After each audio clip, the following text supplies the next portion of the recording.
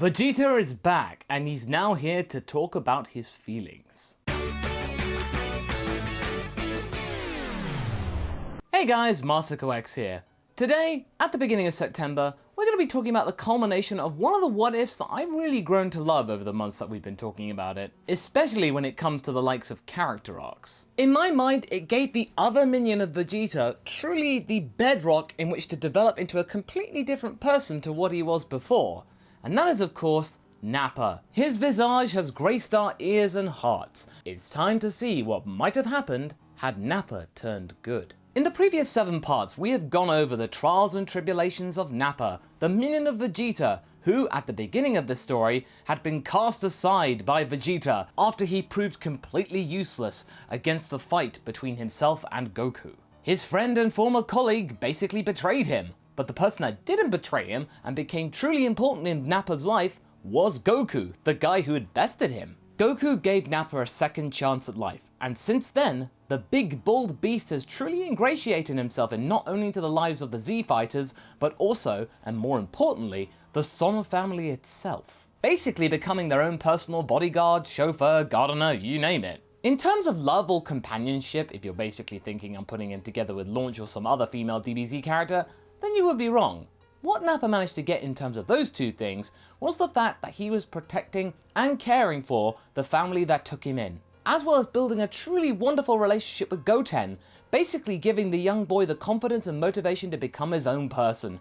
Having that great motivator around when his father basically wasn't while he was growing up was a truly important part in Goten's development. Now that we're into Super, can Nappa stay bold and relevant now that we're actually starting to get a little bit zany when it comes to the story? I say this is because in the last episode, we had to do something quite daring in order to make sure that the Super Saiyan God ritual went off without too many problems, and that was to summon Vegeta back. Albeit with some very reluctant help from Fortune Teller Barber. This was just so that means they could have a full set of Saiyans, so that means they can then perform the ritual that would then bring Goku into the realms of the Super Saiyan God. However, the main issue when it came to the ritual itself wasn't just with the fact that they were down on numbers, it's the fact that Vegeta wasn't really pure of heart, and that's a major thing in the ritual. They all have to be good, and Vegeta, he really isn't good, so the gang weren't sure whether this would even work. So basically, now they've got Fortune Teller Barber to bring Vegeta here, they've got only 24 hours to try and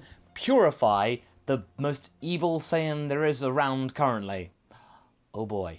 Realizing that this resurrection wasn't for some genuine need or desire to bring Vegeta back to life, Vegeta says that they may as well just get it over with, do the ritual right now, and send him back to the other world so that means he can just continue being dead. He doesn't want to waste any more of his time. The team are very reluctant to do the ritual right now because they're really sure it won't work at this present stage, but at the same time, they are very nettled at Vegeta's presence. He does do that. And it nettles especially Nappa, so they decide to give it a try to see whether they can just get rid of Vegeta there and then. Unfortunately for them, and fortunately for Vegeta, the ritual fails. Now, Vegeta, instead of getting angry, scoffs everyone's misfortune. Remember, this Vegeta that we're talking about here isn't the reformed Vegeta that we are used to at the end of Z or even in Super.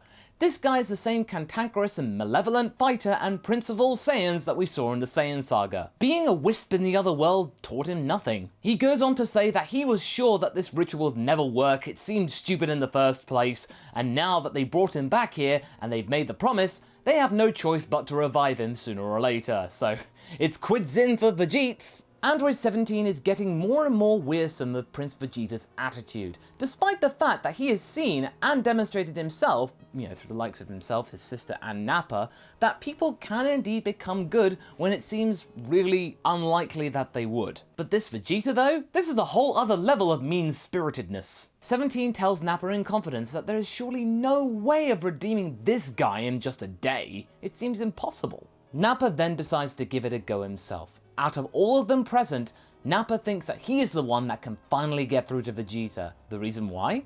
Well, Nappa seems very confident that he can do it because he's known Vegeta ever since he was a little babby. He knows Vegeta inside and out, and this Vegeta that we've seen is basically the same Vegeta that was there when they came to Earth in the first place, so nothing's really changed. First off, he wants to give Vegeta a little tour of the planet Earth and its surroundings and natural beauty to try and get the prince to understand some kind of appreciation for the planet. maybe this can get through to Vegeta that this planet is not all that bad and the people aren't all that bad either. It's a tall order, but the prince reluctantly complies with this request. Seeing as basically everyone around him is stronger than him, it's best to get this all over with, really. Nappa then begins to show Vegeta some important landmarks that Nappa began to like over the years, places that he goes to contemplate when things are getting a little rough, sharing his innermost sanctum. He says that these landmarks remind himself of planet Vegeta and it feels like a home away from home, so it's worth saving, right? Nope. Prince Vegeta is not impressed by this at all. The prince is bored, completely unconvinced of Nappa's real desperate need for assistance. Haven't we destroyed prettier planets for less than this? Since when have you become so soft, Nappa? You never talk about these things. Nappa is clearly irritated. That was the old Nappa that Vegeta was talking about. This new Nappa truly appreciates his surroundings and has truly developed as a well-rounded person. Nappa doesn't like being reminded of his former self at all. However, Nappa does hold his tongue and doesn't say anything blatant because it's showing that he's learnt to actually handle patience over the years, so good on you, Nappa. Next, he proceeds to show Vegeta his pride and joy, his own little garden. It's very dear to Nappa because all of this planting, seeding and caring for all of these plants remind him of the time in the Frieza forces that he was looking after and developing Cybermen seeds. It's a very nice little callback that is nowhere near as destructive. Vegeta doesn't see any kind of benefit in all of this, and decides to add the destructive element himself by blasting bits and pieces of the garden, just messing with Nappa's mind and truly just being a jerk. He is clearly not seeing where Nappa's trying to go with this. This forces Nappa to just beat Vegeta down into the dirt, ironically destroying the garden even more, so it's quite clear that gardens and nature won't try and convince Vegeta to be good.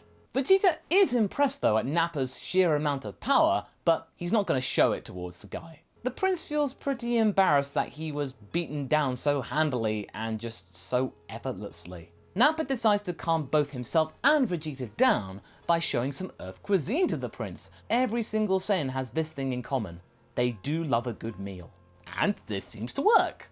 Kind of. Vegeta does indeed calm down, but he still shows signs of contempt towards Nappa, everyone on this planet, and the planet itself. He even admits this to Nappa to his face without worrying about any kind of potential consequences like another beating. This is just clearly not Planet Vegeta. This scenery, not even this food, is worth saving in Vegeta's eyes. In that moment, Nappa begins to understand the uphill struggle that he was trying to take, something that he was trying to deny, but he just cannot hide from anymore. He can't do it. He can't make Vegeta a good person in just one day. The prince has clearly no connection towards this planet, nor anybody on it.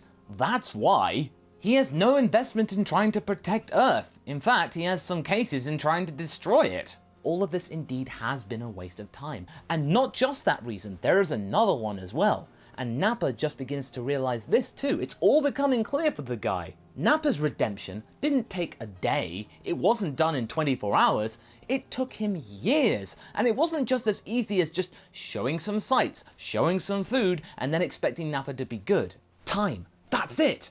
Maybe he can take Vegeta to the Room of Spirit and Time in order to buy himself some more time. Maybe a few months, maybe several months, a year, just to try and convince Vegeta to just take part in the ritual and eschew any kind of bad or malevolent thoughts. Maybe they can get around the whole 24-hour time limit with time distortion, but unfortunately, Kami knocks that whole thing down by saying that no matter what they were trying to do, it's not going to stop Vegeta from having to go back to the afterlife. It's just going to drain his stamina even quicker. Nothing can escape death other than a wish on the Dragon Ball, and clearly right now there is no sign of a Dragon Ball in sight. Nappa now just doesn't know what to do. If he cannot perform the ritual and benefit Master Kakarot, or just make Beerus go away, then Earth is doomed. This whole being good wasn't a momentary shift for him. This took pain, guts, determination, and many years of correction and struggling just to get where he is today. And I don't think Vegeta's going to be up for that. It was all from one source, Vegeta. Vegeta, whom he used to admire. Vegeta, who he used to follow.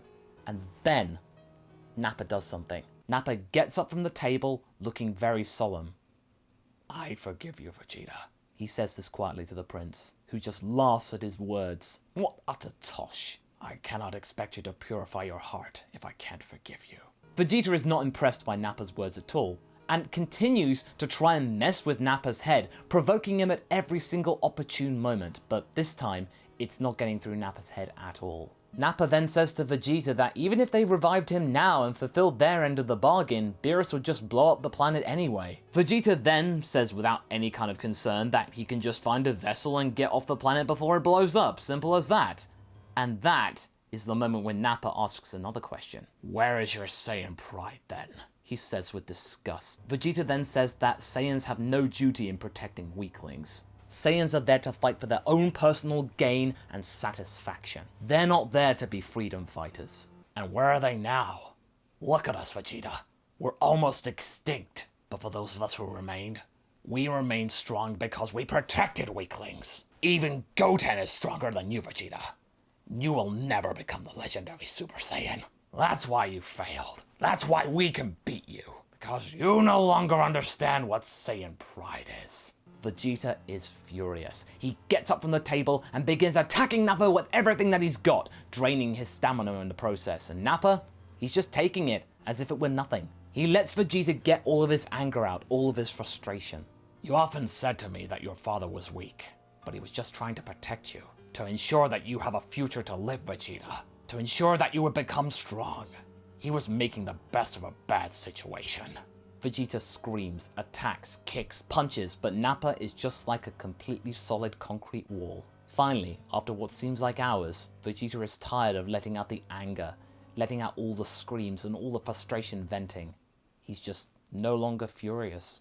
He's just sad. He feels that every single living Saiyan now has surpassed him, that even someone as dumb as Nappa can truly become someone great and show the power of the legendary Super Saiyan. All of this fury he's exhibiting, it doesn't make him stronger. This is Vegeta's lowest ebb. We can teach you to become strong, but first, we need your help. Vegeta says nothing, but he stops attacking. That's good enough for Nappa, and he calls everyone around to try and perform the ritual for a second time. There is no more discord. Vegeta has let out all of his rage, and in its place is no longer a discord of emotions, but just somberness and sadness. They're not exactly the most ideal of emotions to have, but at least they don't affect the ritual. We can work on positive emotions later. Also, Nappa's own forgiveness towards Vegeta has made the ritual even more successful than it would have been. Goku indeed becomes the Super Saiyan God, and the sight of that power just leaves Vegeta completely speechless for the first time in his life. The rest is history, just like in the original. As that's happening, Nappa fulfills his end of the bargain and resurrects Vegeta. They were able to do this thanks to Whis because, you know, Whis can do pretty much everything because Nappa's thinking, alright, we need the Dragon Balls. Oh, don't worry about that.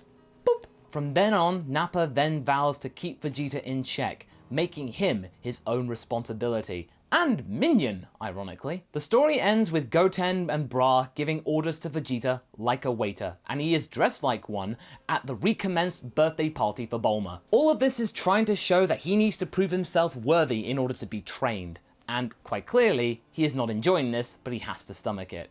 Even the fact that Bra is stronger than him is something he does not like at all. He will change that one day, but at least not yet.